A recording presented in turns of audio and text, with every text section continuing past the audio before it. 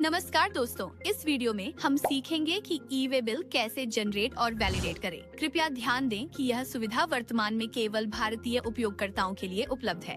चलिए शुरू करते हैं। स्टेप 1, कॉन्फ़िगरेशन और सेलर ऑथेंटिकेशन। सबसे पहले आइए सुनिश्चित करें कि आपका अकाउंट ई-वे बिल जनरेशन के लिए कॉन्फ़िगर किया गया है। यह एक बार का सेटअप है। मेन सेटिंग्स पर जाएं और ई-वे बिल सेटिंग्स तक नीचे स्क्रॉल करें। कृपया इस फीचर को चालू कर दें।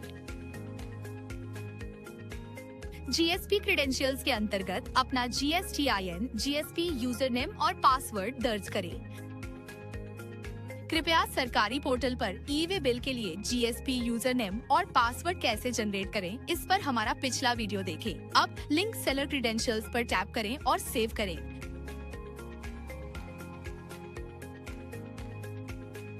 दूसरा चरण, खरीदार के विवरण की पुष्टि करना। बिल बनाने से पहले हमें यह सुनिश्चित करना होगा कि प्राप्तकर्ता का डेटा GST के अनुरूप है। अपनी क्लाइंट सप्लायर्स की सूची पर जाएं और अपने खरीदार को चुनें। सुनिश्चित करें कि उनका GSTIN और पता सही ढंग से दर्ज किया गया है। वैलिडेट बायर GSTIN पर टैप करें। एक बार जब सिस्टम विवरणों की पुष्टि कर ले, तो आप आधिकारिक तौर पर अनुपालन दस्तावेज जनरेट करने के लिए तैयार हैं। तीसरा चरण, नियमों के अनुरूप इनवॉइस बनाना। अब चलिए पहले इनवॉइस बनाते हैं।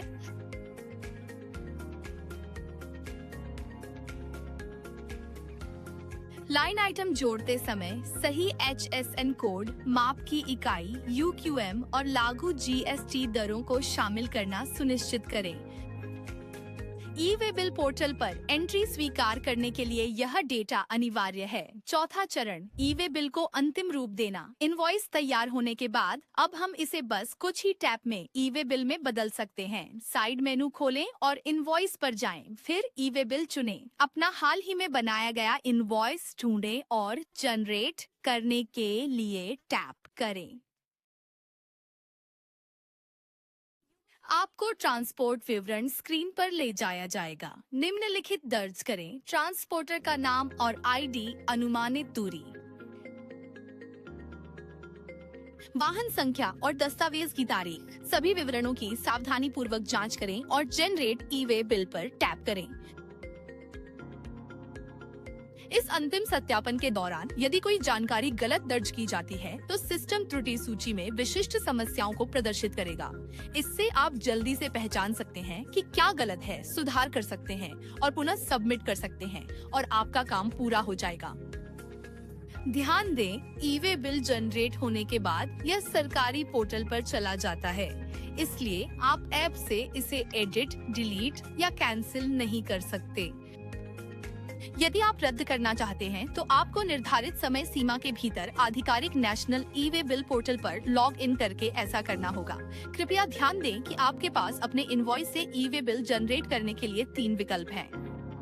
पहला तरीका यह है कि आप सीधे इनवॉइस फॉर्म से जनरेट ई-वे बिल विकल्प पर टैप करके ऐसा कर सकते हैं। दूसरा तरीका, यदि आप अपने इनवॉइस पर टैप करके नीचे स्क्रॉल करते हैं, तो आपको इसे ई-वे बिल में बदलने का विकल्प मिल जाएगा। और आखिरी तरीका, आप इनवॉइस सेक्शन में मौजूद ई-वे बिल विकल्प से सीधे ऐसा कर सकते हैं।